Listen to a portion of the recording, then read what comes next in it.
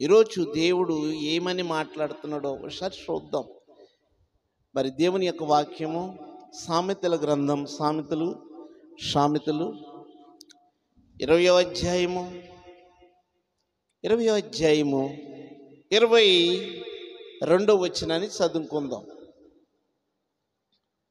20వ అధ్యాయం 22వ వచనం.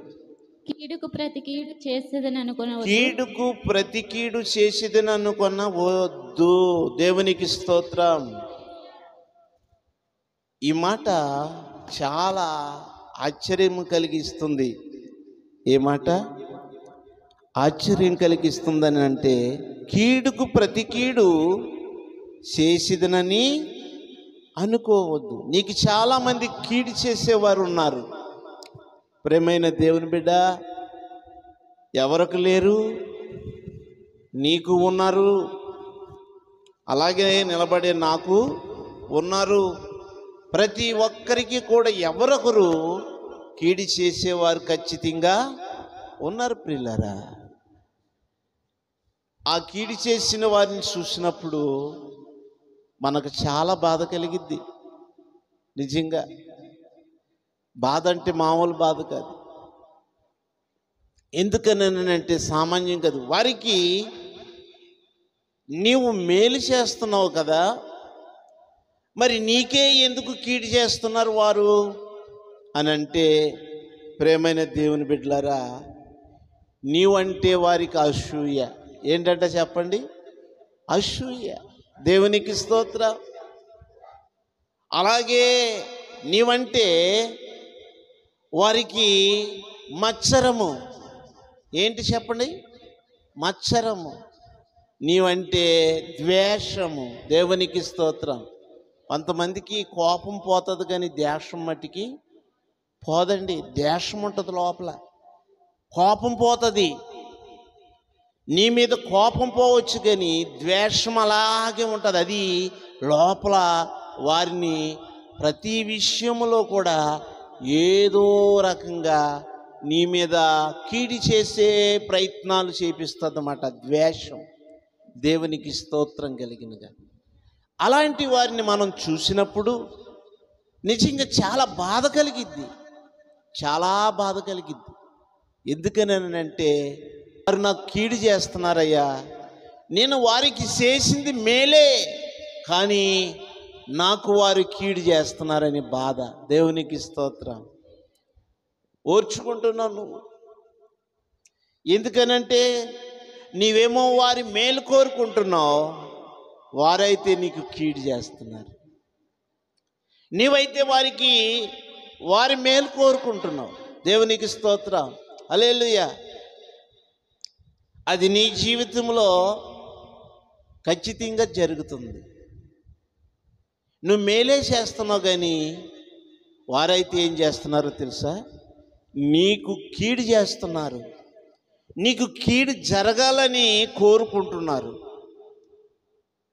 నీకులాగా లేరాళ్ళు, నీకులాగా ఆలోచిస్తా లేదు.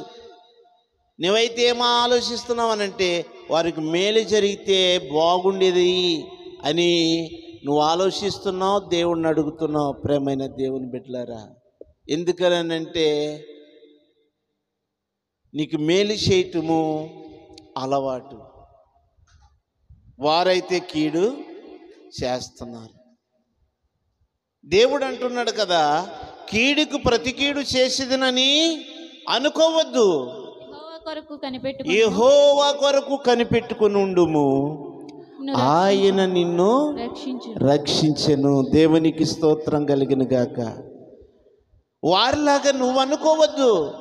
నీకు కీడు చేస్తున్నారు కదా అనేసి వారిలాగా నువ్వు అనుకోవద్దు. నువ్వెవరి కోసం కనిపెట్టుకుంటావంటే, నీవు నమ్ముకున్న ప్రభువు కొరకు కనిపెట్టుకో అయా అని. ఆయన కొరకు నువ్వు కనిపెట్టుకో. అప్పుడంట ఆయనంట నిన్ను రక్షిస్తాడంట. దేవునికి స్తోత్రం. ఎప్పుడు కూడా కీడు చేసేవారికి కీడు చేయాలని నువ్వు అనుకోవద్దు. ప్రార్థన చేయి వారి కోసం. చూడండి, సామెతలు 24వ అధ్యాయం 19వ వచనాన్ని కూడా చదువుదాం. 24:29. వాడు నాకు చేసినట్లు వానికి చేసేదను, వాని క్రియ చొప్పున వానికి ప్రతిఫలం ఇచ్చేదను అనుకొనవద్దు. దేవునికి స్తోత్రం. చాలామంది ఇలాగ అనుకుంటారు. ఏమనుకుంటారనంటే, వారు నాకు కీడు చేశారు కాబట్టి నేను కూడా చేయాలనిపిస్తుంది. ఎందుకనంటే బాధ, కోపం. ఎవరు కూడా ఓర్చుకోలేరు. ఎందుకనంటే వారు కీడు చేస్తున్నారు కాబట్టి నేను కూడా ఏదోటి చేయాలి, నేనేదోటి చెయ్యాలి అనుకున్నవారు లేరా? ఉన్నారు ప్రియులరా. అలాంటి వారితోటి దేవుడు ఏమని చెప్తున్నాడంటే, నీవు కీడుకు ప్రతి కీడు చేసేదనని ఎప్పుడు కూడా అనుకోవద్దు. నీవు నమ్ముకున్న యెహోవా కొరకు ఎదురు చూడుము. దేవునికి స్తోత్రం. చూడుము వెలుగు వచ్చెను,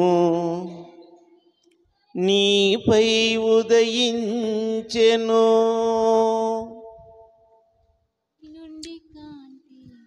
దేవునికి స్తోత్రం. నీకు వెలుగు రావాలంటే నువ్వేం చేయాలంట? దేవుని కొరకు ఎదురు చూడాలి. దేవునికి స్తోత్రం కలిగిన గాక. ఏం చూడాలి? ఆయన యొక్క రక్షణ కొరకై నువ్వు ఎదురు చూడాలి. దేవునికి స్తోత్రం కలిగిన గాక. ఆయన కొరకు ఎదురు చూడాలి నువ్వు. మత్తయి సువార్త 5:39 కూడా చదువుదాం. మత్తయి సువార్త 5:39. రోమా 12:17 కూడా తీసుకోండి. నేను మీతో చెప్పేదన్. యేసు ప్రభు వారు చెప్తున్నారు ఏమని? నేను మీతో చెప్పినదేమనగా, దుష్టుని ఎదిరింపక నిన్ను కుడి చెంప మీద కొట్టి వాని వైపు ఎడమ చెంప కూడా త్రిప్పుము. ఎంత చక్కటి మాట అండి. దుష్టుని నువ్వు ఎదిరించొద్దని దేవుడు అంటున్నాడు. హల్లెలూయా. వారు ఎవరంటే చెప్పండి, మీరు చెప్పాలి. మీ కీడు చేసేవారు ఎవరు చెప్పండి? దుష్టులు. అవునా కదా? దుష్టుని ఎదిరిస్తే ఏం జరిగింది చెప్పండి? వాడు ఎంతకైనా తెగిస్తాడు, దేనికైనా తెగిస్తాడు. నువ్వు ఎదిరించేవనుకో ఎంతకైనా. అందుకని యేసు ప్రభువు వారు చెప్పిన మాట నాకు అర్థం కాలేదు శానాల వరకు. ఏంటి ప్రభువా, ఏంటంటే కుడి చెంప మీద కొడితే ఎడం చెంప కూడా తిప్పాలా అనుకున్నాను నేను. అసలు దుష్టులంటే వీళ్ళ కాదండి, చిన్న చిన్న కీడులు చేసేవారు కాదు.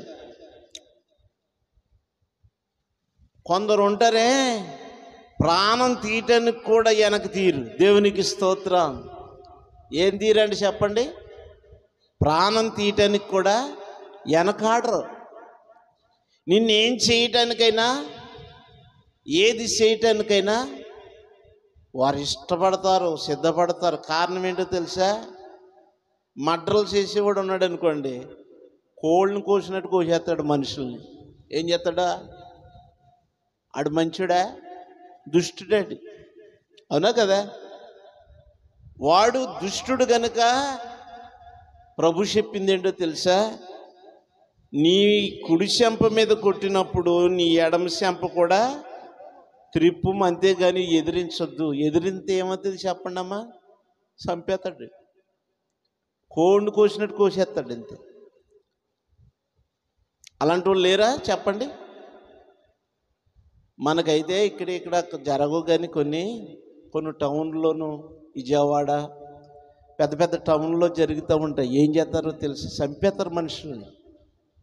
చంపటానికి ఒరే ఆడు జోలికి వెళ్ళకూడదు, రే ఆడు జోలికి వెళ్ళామా చంపేస్తారు కనుక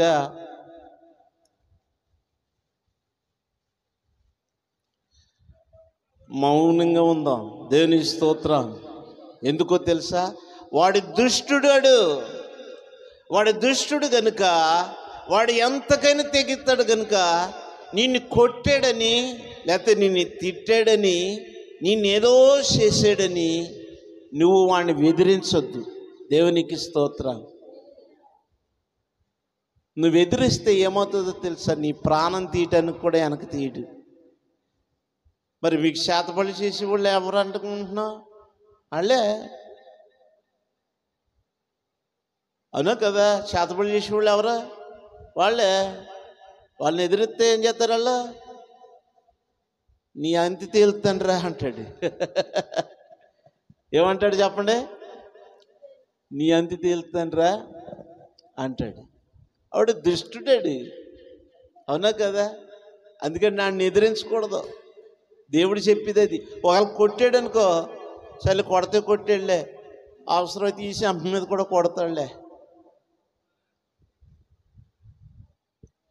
ఈ శంప మీద కొడతాడులే అని ఊరుకో.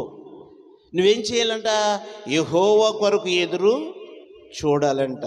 రోమీయులకు రాసిన పత్రిక, రోమీయులకు రాసిన పత్రిక అక్కడే ఆ మాట చదువు, కిందకు చదువమ్మా.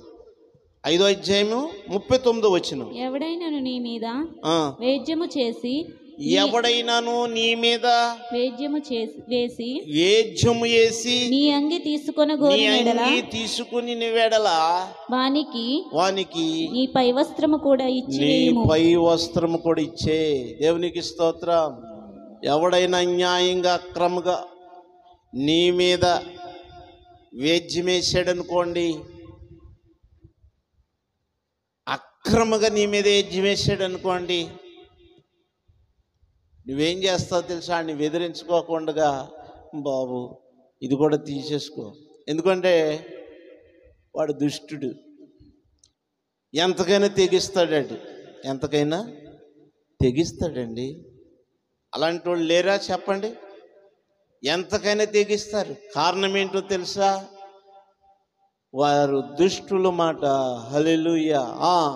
ఇంకొక మాట, ఎవడైనాను 1 మైలు నడిచి రమ్మంటే నువ్వు 2 మైళ్ళు నడిచెళ్ళు. బలవంతము చేసిన ఎడల వానితో కూడా 2 మైలు వెళ్ళుము. ఎవడైనా 1 మైలు రా అని కళ్ళెర చేసాడు అనుకోండి, ఒరే ఈడు అసలే దుష్టుడీడు, బాబు 2 మైళ్ళు అయినా వస్తాను నేను అనేళ్ళు. ఎంత ఓపిక ఉండాలి, ఎంత ఓర్ము ఉండాలి. ప్రేమైన దేవుని బిడ్డలారా, ఈ మాటలు ఎందుకు చెప్తున్నారు తెలుసా? వాడు దుష్టుడు. ఎవరంటే చెప్పండి? నీకు కీడు చేసేవాడు ఎవడంట? నువ్వెలా బతుకుతావో నేను చూస్తానని వాడు ఎవడంట? నువ్వెలా జరిగిస్తావో నేను చూస్తానని వాడు ఎవడంట? అసలు నేను లేకోకుండా నువ్వెలా బతుకుతావో అనేవాడు ఎవడంట? మాట్లాడండి.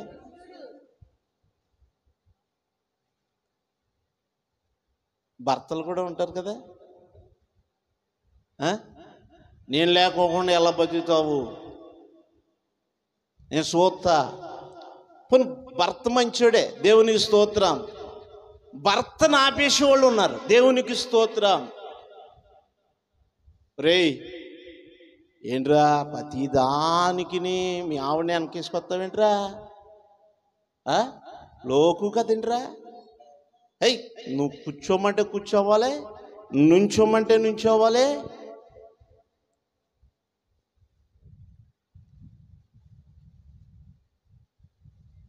అనేవాళ్ళు లేరా చెప్పండి? నేర్పేవాళ్ళు లేరా? రే ఆ అమ్మాయిని విడిచిపెట్టారా అనేవాళ్ళు లేరా?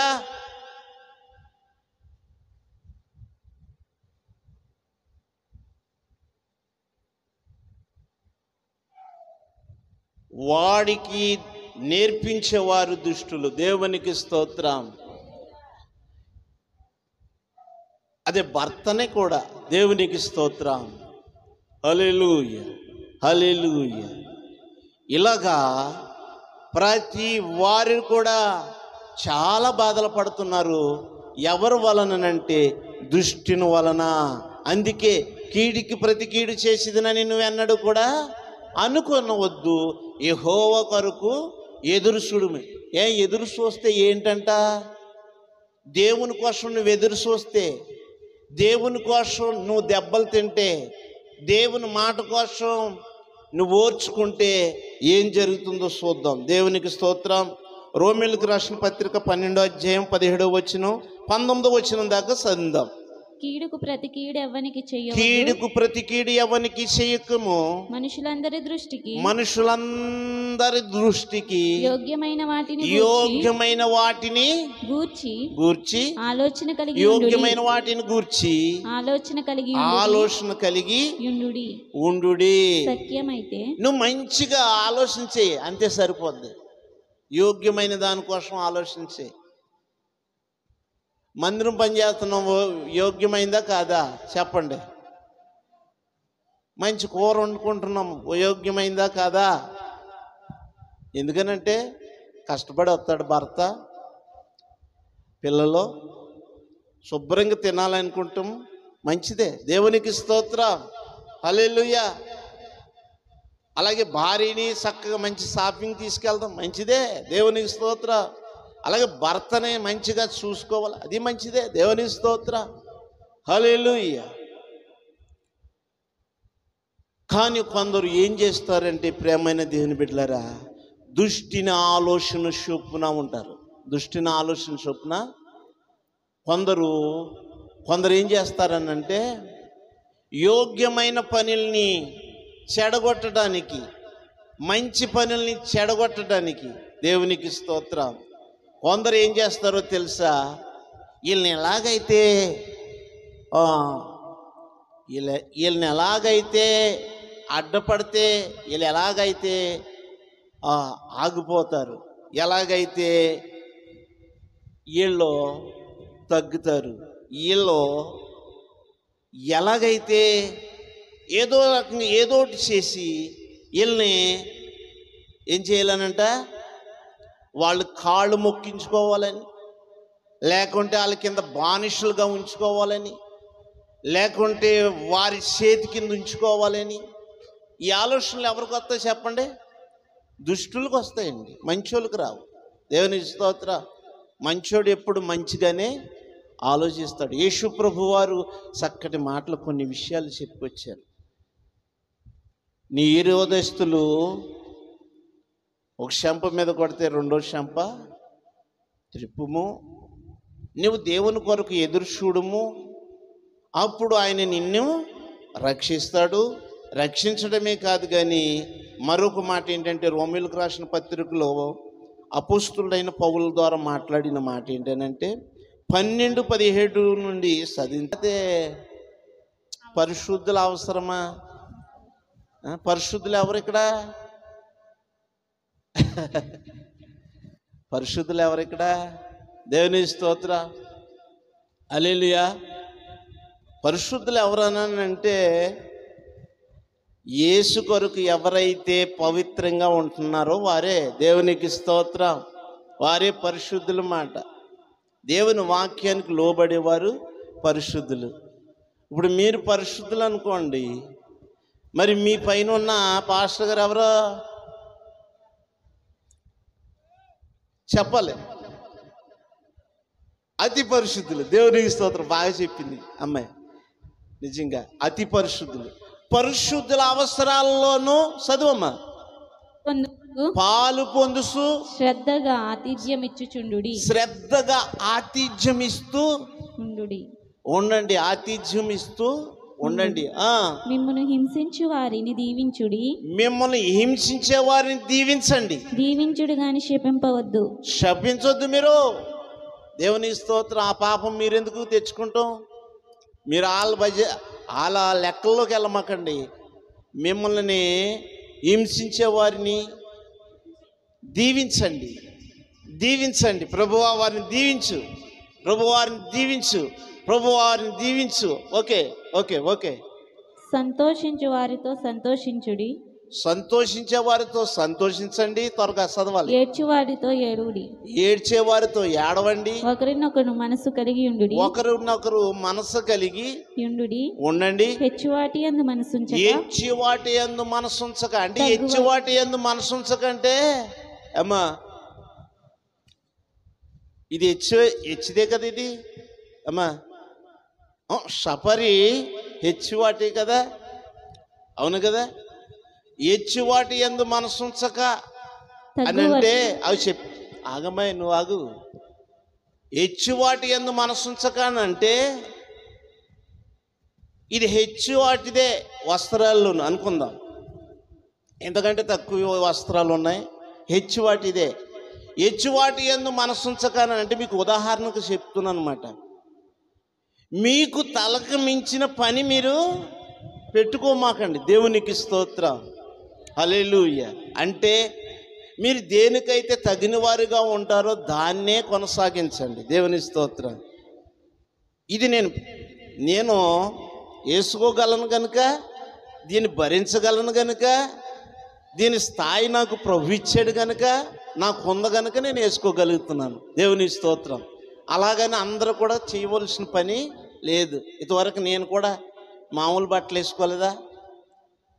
ఆ టైం అది దేవుడు ఇచ్చాడు, ఇప్పుడు వేసుకున్నాను నేను.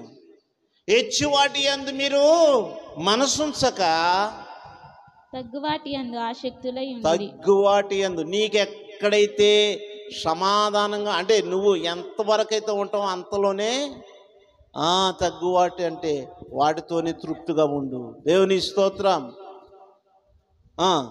మీకు మీరే బుద్ధిమంతులమని అనుకోవద్దు. మీకు మీరే బుద్ధిమంతులమని అనుకోవద్దు. కీడుకు ప్రతి కీడు ఎవ్వనికి చెయ్యవద్దు. మనుషులందరి దృష్టికి యోగ్యమైన వాటిని గురించి ఆలోచన కలిగి ఉండండి. సఖ్యమైతే మీ చేతనైనంత మట్టుకు సమస్తము మనుషులతో సమాధానమైతే మీకు చేతనవితే గనక సమస్త మనుషులతో సమాధానంగా ఉండండి. ప్రియులారా మీకు మీరే పగ తీర్చుకొనక. ఇది అసలు పాయింట్.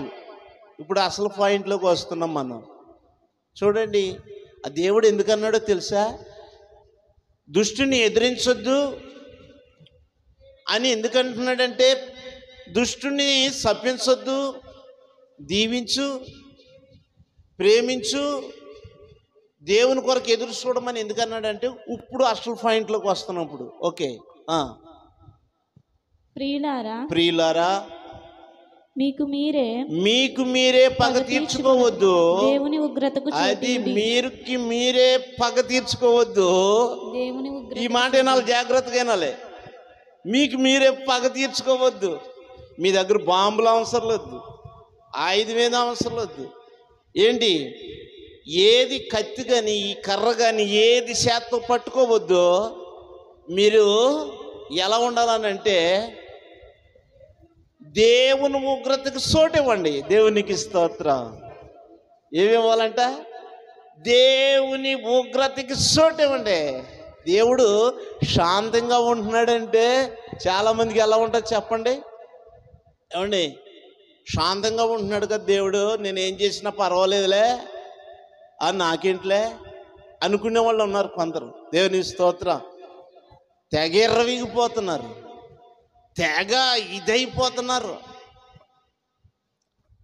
దేవుడు శాంతంగా ఎందుకున్నాడో తెలుసా? ఇప్పటికైనా తెలుసుకుంటావని, ఇప్పటికైనా తెలుసుకుని నువ్వు మారు మనసు పొందుతావని, నువ్వు రక్షణ పొందుతావని, లేకపోతే రక్షణ పొందిన బిడ్డవైతే నువ్వు మారు మనసు పొంది ప్రభువు దగ్గరికి వచ్చి నీ పాపాలన్నీ ఒప్పుకుంటావని, నీవు పవిత్రంగా మారుతావని దేవుడు శాంతంగా ఉంటున్నాడు అన్నమాట. దేవునికి స్తోత్రం. శాంతంగా ఉంటున్నాడు. ఆ శాంతాన్ని నువ్వు తీసుకుని నువ్వు విర్రవీగిపోయావనుకో, దేవునికి ఉగ్రత వచ్చిందనుకోండి. ఆ మధ్యలో సునామీ వచ్చింది కదా, ఆ మధ్యలో ఏమొచ్చింది? కరోనా వచ్చింది కదా. ఎవరు పంపించారంట? దేవుడే పంపించాడు. దేవునికి స్తోత్రం. దేవుని బిడ్డలు నిరీక్షణ గలవారైతే కరోనా కంటే, సునామీ కంటే, తుఫానుల కంటే భయంకరమైన నీకు పంపించాడు అనుకోండి, నీ పరిస్థితి ఏమవుతుంది? అందుకని నీకు నువ్వే పగ తీర్చుకోవద్దు దేవుని బిడ్డ. పగ తీర్చుట దేవుని పని. దేవుడే నీకు ప్రతిఫలం ఇస్తాడు. హల్లెలూయా. ఇది అసలు విషయం. దుష్టుని ఎందుకు ఎదిరించొద్దు అన్నాడంటే, నువ్వు ఎదిరించటం వలన నువ్వేమి కార్యం సాధించలే. దేవునికి స్తోత్రం. నువ్వు నీతికి వెళ్ళి నిజాయితీకి వెళ్ళి మీరు అన్న తప్పు, నువ్వు చేస్తున్న తప్పు, నువ్వు చేస్తున్నది మంచి పని కాదు అని అంటే ఊరుకుంటాడండి దుష్టుడు? కర్రేసుకుని వచ్చేస్తాడు, లేదా కత్తిచ్చుకుని వచ్చేస్తాడు.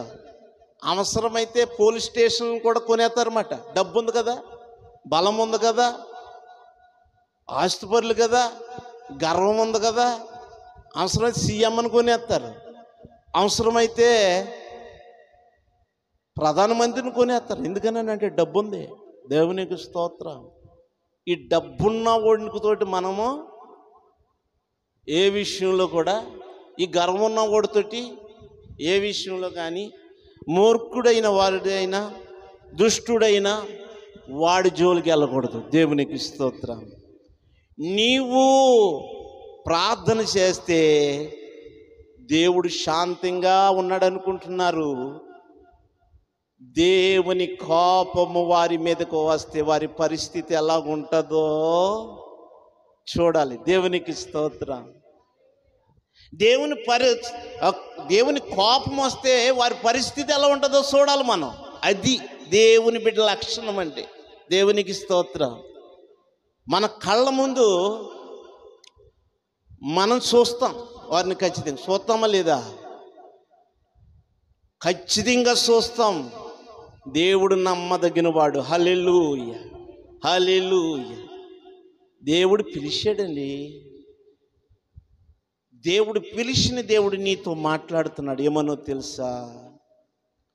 నువ్వు శాంతంగా ఉండు, ప్రార్థన చేయి, శపించొద్దు, దీవించు, దీవించు, దీవించు, దీవించు, దీవించు. నువ్వు దీవించే గోల్ది దేవుని ప్రేమ నీ మీద పెరుగుతుంది.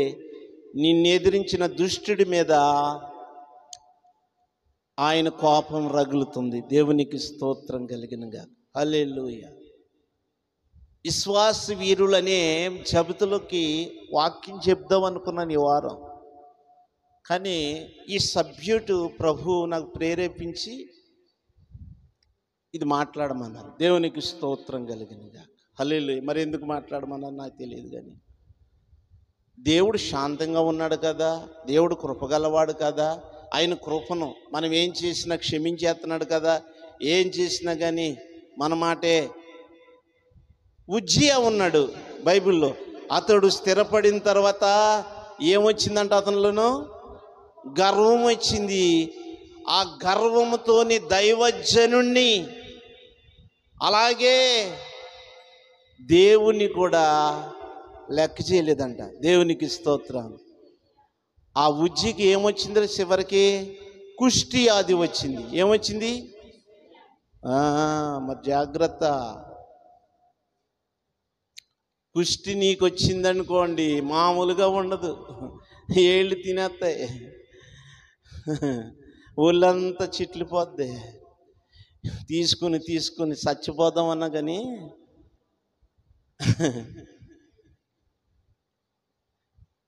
దేవునికి స్తోత్రం కలిగిన గాక. ఇంకొక విషయాన్ని చూద్దాం. పరిశుద్ధ గ్రంథంలో ఉండి నువ్వు దేవునికి చోటు ఇవ్వాలి. మొదటి దశలోనిక 5:15 5:15 త్వరగా.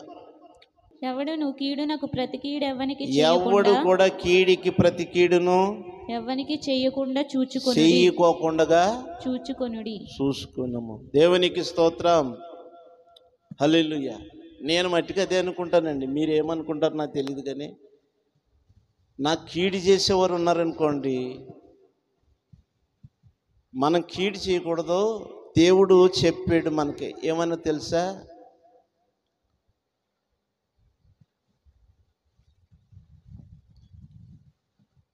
ఎవరికి కీడు చేయమాకు, దుష్టుని ఎదిరించొద్దు అని చెప్పాడు దేవుడు. హల్లెలూయా. మరి మీరు అలాగే ఉండాలి. మాట చదువమ్మా. ఎవడును కీడునకు ప్రతి కీడెవ్వనికి చెయ్యకుండా చూచుకొనుడి. ఆ, మీరు ఒకని ఎడల ఒకడు మనుషులందరి ఎడలను ఎల్లప్పుడూ మేలైన దాన్ని అనుసరించి నడుచుకొనుడి. దేవునికి స్తోత్రం కలిగిన గాక. ఎల్లప్పుడూ కూడా మీరు మనుషులందరి ఎడల ఎలా ఉండాలంటే మేలైన దాన్ని అనుసరించి. ఎవరి కోసం? దేవుడు చెప్పాడు కాబట్టి నువ్వు మేలైన దాని విషయంలోనే వెళ్ళాలి తప్ప ఎవరికి కీడు చేయాలనే ఆలోచన నీకు రాకూడదు. వచ్చిందా నువ్వు ఆ దుష్టుడితోటి దుష్టురాలతోటి ఓకే అయిపోతావు. దేవునికి స్తోత్రం, హల్లెలూయా. అవునా కాదా? చాలామంది ఏమనుకుంటున్నారంటే ఆ చిన్న సంఘం కదండి, ఆ సౌండ్ సిస్టమ్ సరిపోదా, అది సరిపోదా, ఆ సాప సరిపోదా, ఆ గుడిసి సరిపోదా, 6 వస్తారు 5 వస్తారు అనుకునే వాళ్ళు అనుకుంటున్నారు. ఇది నా దర్శనం, ఇది దేవుడు దర్శనం, ఇది నాకు దేవుడు చెప్పాడు. దీనికి ఈ మందిరానికి పునాదేయక ముందే నాకు దేవుడు చెప్పాడు. హల్లెలూయా. నువ్వు గొప్ప మందిరం కడుతున్నావని చెప్పాడు. దేవునికి స్తోత్రం. ఆయనే నాకు సహాయం చేస్తున్నాడు కానీ ఏ నరుడు కూడా సహాయము చేయలేదు. దేవునికి స్తోత్రం. మీరు ఇస్తే ఏదో మీ శక్తిని బట్టో మీ ఆలోచన బట్టి ఎంతో కొంత ప్రేరేపించబడి ఇస్తున్నారు. అది కూడా దేవుడు మిమ్మల్ని ప్రేరేపించి ఇవ్వటమే, అంతే తప్ప ఏరేం కాదు. దేవుని స్తోత్రం. అవునా కదా? చెప్పండి, ఒప్పుకుంటారా? నేను అన్నమాట మీకు ప్రేరేపిస్తేనే ఇవ్వగలుగుతున్నారు. దేవునికి స్తోత్రం. కొన్ని సంఘాల్లోనంట జనాన్ని సోతేనంట కడుపు నిండిపోద్దంట, సందా పెట్టి సోతేనంట కడుపు మండిపోద్దంట. ఈ మాట నేను మొన్న సభల్లోను. జనాన్ని సోతేనే కడుపు నిండిపోద్ది, సందా పెట్టి సోతే కడుపు మండిపోద్దంట. దేవుని స్తోత్రం. ఎందుకని? అందులో ఏముంటుంది? ఎంత వస్తుంది? ఆయన అడిగారు, ఎంత వస్తుంది? మీరు వచ్చారు కదమ్మా మీటింగ్స్కి, వచ్చారు కదా మొన్న పెదలంకులునా. ఆయన ఏమన్నాడు? మీరు ఆదివారం ఆరాధన పెడితే ఎంత వస్తుంది? 200 300 వస్తుంది. పెద్ద పెద్ద సంఘాల్లో ఉన్నాయనుకో అవసరమైతే 25,000 వస్తాయి, 20,000 వస్తాయి. మరి ఖర్చు ఎంత ఉంటుంది?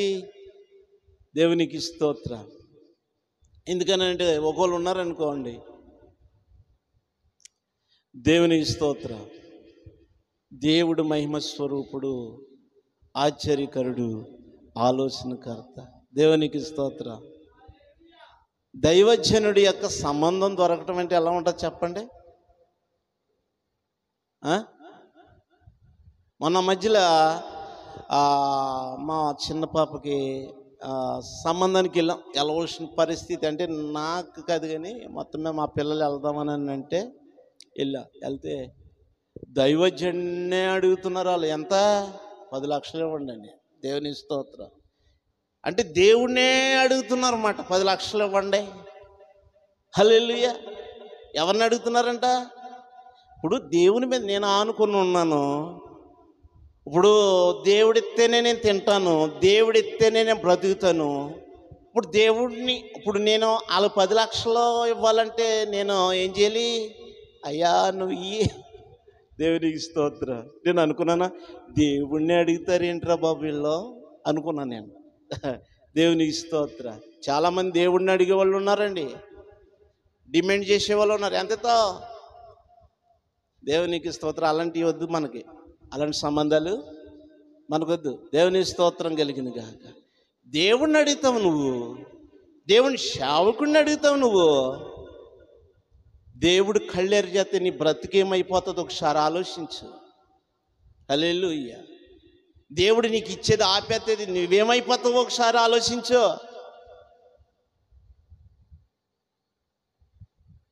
అసలు దేవుని యొక్క సేవకుని యొక్క సంబంధం నీకు దొరకటం నీ అదృష్టం. హల్లెలూయా. అవసరమైతే వెళ్ళి నీ సేవకుడిని అడుగో. మిమ్మల్ని కదమ్మాయి, మీ సేవకుడు నేనే. లైవ్ వెళ్తుంది బయటికి. దేవునికి స్తోత్రం. వాళ్ళతో చెప్తున్నాను, నువ్వు వెళ్ళి నీ సేవకుడిని అడుగు. నువ్వు విశ్వాసవి. నీ విశ్వాసం అంటే దైవజనుడి కిందన. హల్లెలూయా. నేను దేవుడు దైవజనుడి కింద పెట్టాడు. హల్లెలూయా. ఎందుకో తెలుసా? పిలువబడిన వారు అనేక మంది, ప్రత్యేకింపబడిన వారు, ఏర్పరచబడిన వారు కొందరే. ఇదివరకే బతకలేని బడిపంతులు ఉండేవారని. బతకలేక ఏం చేసేవారని అంటే చిన్న ఏంటంటే ప్రైవేట్కు ఇవి పెట్టుకునేవారంట. ఏంటయ్యి? చదువు ఉంది కదండి, పిల్లల్ని జాయిన్ చేసుకుని అమ్మ రండి. ప్రైవేట్ బతకలేని బడిపంతులు అంటే అదే. చావకుడంటే బతకలేని బడిపంతులు అనుకుంటున్నావా? తోలు తీసేస్తాడు యేసయ్య. దేవునికి స్తోత్రం. ఆయన పిలిచాడు కాబట్టి, ఆయన కాడు చావకుడి మీద ఉంది కాబట్టి ఎన్ని అవమానాలైనా సహిస్తున్నాడు, ఎన్ని నిందలైనా భరిస్తున్నాడు. నువ్వెంతగా ఆలోచించినా ఆయన చూస్తున్నాడు. ఆయన ఉగ్రతే గాక నీ మీదకు వచ్చిందనుకో, నువ్వేమైపోతావో ఒకసారి ఆలోచించు. దేవునికి స్తోత్రం. నీ గర్వం ఊడి కిందడిపోద్ది అంతే. దేవునికి స్తోత్రం. గర్వం ఊడి కిందడిపోద్ది. ఈ మందిరం గురించి ఎంత కష్టపడుతున్నానండి నేను. డబ్బులు ఉండి కూడా కష్టపడ్డాను ఇవాళ. దేవునికి స్తోత్రం. హల్లెలూయా. డబ్బులుండి పని చేయించగలిగి కూడా నేను కష్టపడ్డాను. ఎందుకనంటే అది టైము. దేవునికి స్తోత్రం కలిగినగా. శావుకుడు అంటే ఏంటో తెలుసు? నీకును దేవునికి మధ్యవర్తి. దేవునికి స్తోత్రం. హల్లెలూయా. నీ పాస్టర్ని గౌరవిస్తావు కానీ పక్క పాస్టర్ని గౌరవించో. అదేం బుద్ధి అది నీకు? దరిద్రం బుద్ధి. దేవునికి స్తోత్రం కలిగిన గాక. అంటే నీ పాస్టర్ గారు అయితే కారులో వస్తాడనా? నీ పాస్టర్ గారు అయితే ఏసీ చర్చిలో ఉన్నాడనా? మరి ఈ చిన్న పాస్టర్ ఎవరు? మరొక యేసయ్య.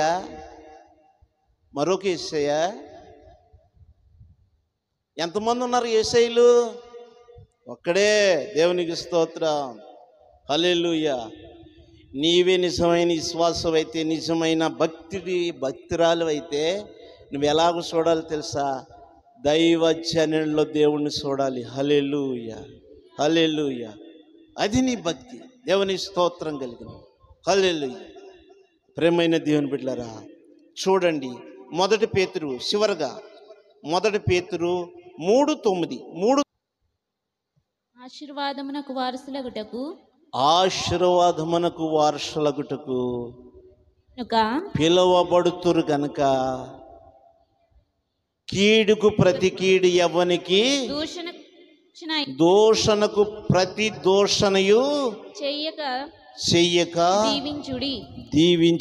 దీవించు. ప్రేమైన దేవుని బిడ్డ, నిన్ను దేవుడు ఎందుకు పిలిచాడో తెలుసా?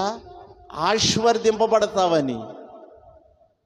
దేవుడు ఎందుకు పిలిచాడో తెలుసా? నిన్ను ఆశీర్వదింపబడతావని. ఆశీర్వాదమునకు వారసులుగా మిమ్మల్ని పిలిచాడు. నువ్వేం చేయాలో తెలుసా?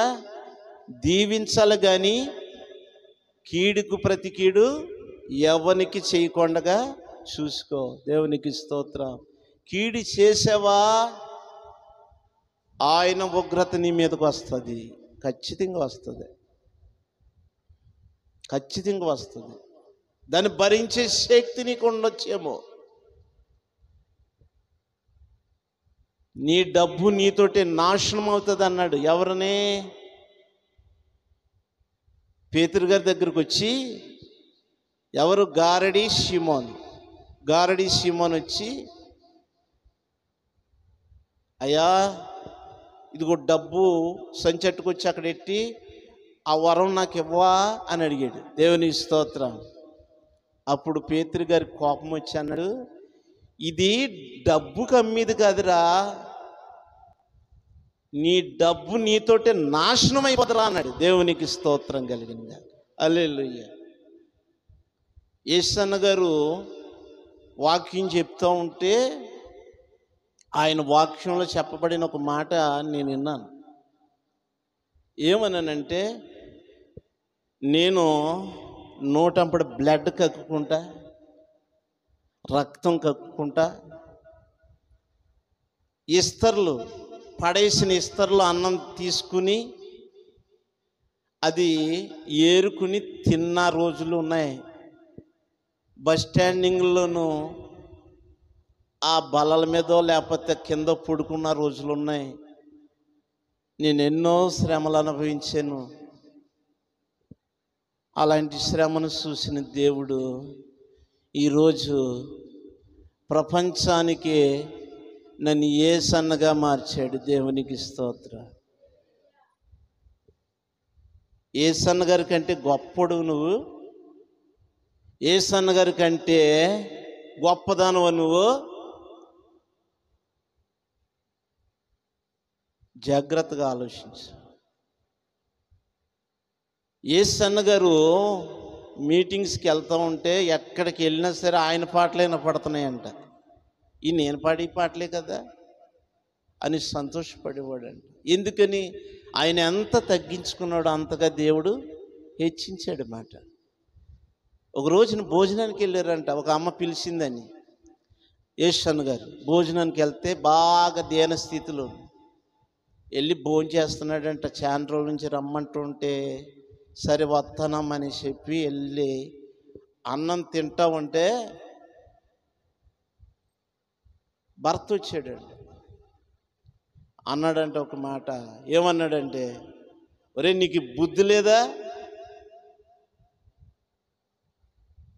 ఎరా పందికిలాగున్నావు, కష్టపడి బతకలేవా? ఇలాగా అడుక్కుని తినకపోతేనే అని కాండ్రకిచ్చి ఉమ్ము ఎక్కడేసాడని చెప్పండి. అన్నం గిన్నెలో తింటున్న గిన్నెలో ఇలా తిడతా ఉన్నా సరే ఆయన అలాగే తింటున్నాడంట అన్నం. ఎందుకంటే ఆ తల్లి పిలిచింది కదా, ప్రభువా నేను తింటాననేసి. ఆయన అన్న మాటలు కళ్ళంపడ నీళ్ళు కక్కుకుంటూ అలా తింటా ఉంటే కాండ్రగిచ్చి ఉమ్ము వేసాడంట. కాండ్రగిచ్చి అంత ఉమ్ము తీసి ఆ కంచంలో వేసాడంట. అప్పుడు ఆ అన్నం కొంచెం పక్కకెట్టి ఆ అన్నం అంతా తినేసి చేకడుకుని వచ్చాడంట. దేవునికి స్తోత్రం. సేవకుడు అంటే ఏమనుకుంటున్నా నువ్వు? దైవజనుడు అంటే ఏమనుకుంటున్నా? దైవజనుడు దీవిస్తే నువ్వు దీవింపబడతావు. దైవజనుడు నీ కొరకు ప్రార్థన చేస్తే నువ్వు ఆశీర్వదింపబడతావు. దేవుడే నీకు మార్గదర్శిగా పెట్టాడు. దేవునికి స్తోత్రం. దైవజనుని మార్గదర్శిగా పెట్టాడు. ఎందుకో తెలుసా? దేవుడు నీకు మార్గాన్ని చూపించడానికి దైవజనుని పంపించాడు. దేవునికి స్తోత్రం. మన ప్రధాన యాజకుడు ఎవరనంటే నజరేయుడైన యేసు. యేసును బట్టి ప్రతి దైవజనుడు ఈ రోజున నీకు కనిపిస్తున్నారు. దేవునికి స్తోత్రం. ఆయన మాటను వింటే బాగుపడతావు. ఆయన్ని ప్రేమిస్తే నువ్వు దీవించబడతావు. ఆయన్ని నువ్వు నీ ఇంటికి పిలిస్తే నీ ఇంటికి యేసయ్య వచ్చినట్టే. లేకపోతే ధనవంతుడికి లాగా నరకంలోకి పోవాల్సిందే నువ్వు. దేవునికి స్తోత్రం. ఎక్కడ పోవాలి? నరకానికి. జాగ్రత్త. దైవజనుడు అంటే ఏమనుకుంటున్నావు? దేవుడు చెప్తున్న మాట ఏంటో తెలుసా? ఆ మాట ఒకసారి చూద్దాం. 3వ అధ్యాయం 9వ వచనం. ఆశీర్వాదమునకు వారసులగుటకు ఆశీర్వాదమునకు వారసులగుటకు మీరు పిలువబడ్డారు గనుక కీడుకు ప్రతి కీడు ఎవరికి కీడుకు ప్రతి కీడైనను ఇదిగో నీ మీద కీడు ఇంకా చేయలేదని అంటే దేవుని మాట వింటున్నారు కాబట్టి, నువ్వు చేసిన కీడికి నీ కీడు చేయలేదని అంటే దేవుని మాట వింటున్నారు కాబట్టి. మనం ఎన్ని కీడులు చేసినా కానీ, ఎంత ఇదిగా మనము టార్చర్లు పెట్టినా కానీ, వాడు మనల్ని ఏం చేస్తాడు కానీ అనుకుంటున్నావేమో. ఒకవేళ దేవుని ఉగ్రత నీ మీదకి వస్తే ఎలా ఉంటుందో సార్ ఆలోచించి రాత్రి. దేవునికి స్తోత్రం. మామూలుగా ఉండదు. ఎందుకనంటే మేము పడ్డాం, చూసాం, అనుభవించాం. దేవునికి స్తోత్రం. నన్ను ఇక్కడి నుంచి తీసేయాలనుకున్నారు చాలామంది, లేపేయాలనుకున్నారు, ఏదో చెయ్యాలనుకున్నారు, ఎన్నెన్నో చెందాలనుకున్నారు. మా బంధువుల్లో కానీ, లేకపోతే చుట్టాల్లో కానీ, లేకుంటే ఏదో చేసేయాలనుకున్నారు. దేవుడు వాళ్ళందరినీ తీసుకొచ్చి నా కాలు కింద పెట్టాడు. దేవునికి స్తోత్రం. హల్లెలూయా. ఇదిగో దేవుడు నీ కాళ్ళ కింద పెడుతున్నాడు. హల్లెలూయా. నీ కాళ్ళ కింద. ఎందుకో తెలుసా? నువ్వు ఆశీర్వాదానికి వారసుడివి, వారసురాలివి. అందుకే నువ్వు పిలువబడ్డావు గనుక నువ్వు దీవించు, కానీ కీడుకి ప్రతి కీడు చెయ్యొద్దని దేవుడు చెప్తున్నాడు. దేవుడి ఈ మాటలు దీవించిన గాక. ఆమేన్, ఆమేన్. ప్రార్థన చేసుకుందాం. హల్లెలూయా, హల్లెలూయా, హల్లెలూయా. Praise lord. గొప్ప దేవుడానికి వందనాలు నాయనా. నిజమే తండ్రి, కీడుకు ప్రతి కీడు ఎవరికి చేయరాదు. కీడుకు ప్రతి కీడు ఎవరికి చేసేదనని అనుకోవద్దు. ఒకవేళ అనుకుంటున్నావా, నిన్ను బాధ పెట్టిన వారి గురించి, నిన్ను అవమానపరిచే వారి గురించి, నీ మీద నిందలు వేసిన వారి గురించి నువ్వు అనుకుంటున్నావా? ఓ బిడ్డ, నువ్వు స్త్రీవైనా పురుషుడివైనా భయపడకు. యెహోవా కొరకు ఎదురు చూడుము, ఆయన నిన్ను రక్షిస్తాడు. ఆయన ఉగ్రత కొరకు నువ్వు ఎదురు చూడు. ఎందుకో తెలుసా? నీ పని కాదు ఇది, పగ తీర్చుకోవటం. ఇది దేవుని పని గనుక దేవుడే చూసుకుంటాడు. నువ్వు మట్టికి ఎవ్వరికి కీడు చెయ్యి. మాకు ప్రార్థన చెయ్యి. ప్రార్థన చేద్దాం. మోకరించగలిగిన మరి మోకరించండి. ప్రార్థన చేసుకుందాం. హల్లెలూయా, హల్లెలూయా, హల్లెలూయా. Praise lord. దేవా మీకు వందనాలు నాయనా. ఇంతవరకు నాయనా నీ సన్నిధిలో ప్రభువా నన్ను వాడుకున్నందుకు వందనాలు. నువ్వు గొప్ప దేవుడు నాయన, నీకు అసాధ్యమైంది లేదు. నిజమే, పశుప్రాయులు, మూర్ఖులు, గర్వాంధులు దేవుని కంటే సుఖానుభవం ఎక్కువగా ప్రేమించేవారు నైనా, ఇలాంటి వారి కొరకు నీవు చెప్పుతున్నావు. వారి దుష్టులలో వారికి భయపడకు. వారు చేసిన కీడికి నువ్వు కీడు చేయకు. దేవుని కొరకు ఎదురుషుడు, ఆయన నిన్ను రక్షించును. పగ తీర్చుకున్నట్టే నీ పని కాదు, దేవుని పని. దేవుడే నీకు ప్రతిఫలం ఇచ్చును. జాగ్రత్త, భయపడకు, ఏ విషయంలో కంగారు పడకు. ప్రార్థన చేయి. ఎలాంటి శ్రమనైనా ఓర్చుకో. విజయం నీదే. నీ పక్షముగా దేవుడు కార్యం చేయబోతున్నాడు.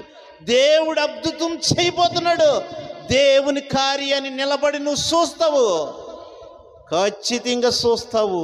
నీ దేవుడు నీకుండగా భయం